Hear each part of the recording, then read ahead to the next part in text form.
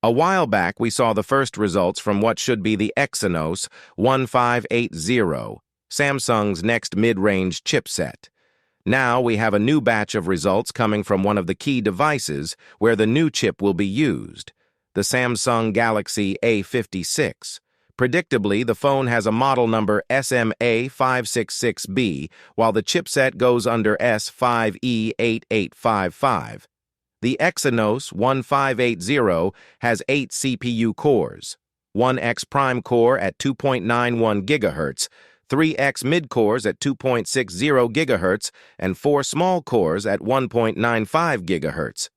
We don't actually know what those cores are yet, but Samsung has rebalanced things since the Exynos 1480, which had 4 times a 78 cores at 2.75 GHz and 4 times a 55 at 2 GHz.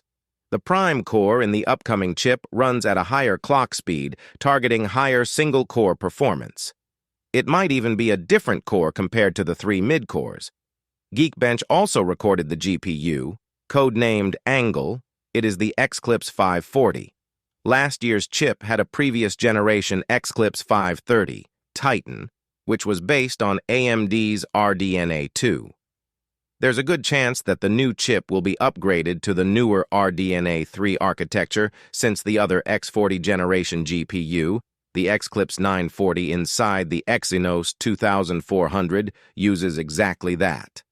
As for the Samsung Galaxy A56, it was configured with 8 GB of RAM, but that doesn't mean much. The A55 had 6 GB, 8 GB, and even 12 GB options. More interesting is that the phone ran Android 15, unlike, say, the Galaxy S24 FE, which came out with Android 14 and a lower-performance Exynos 2400E chip. By the way, it's too early to look at the score results. The chip already improved since the first benchmark was spotted, and there is plenty of time before Samsung unveils the Galaxy A56. Judging by the A55, A54, and A53 releases, this will happen in mid-March.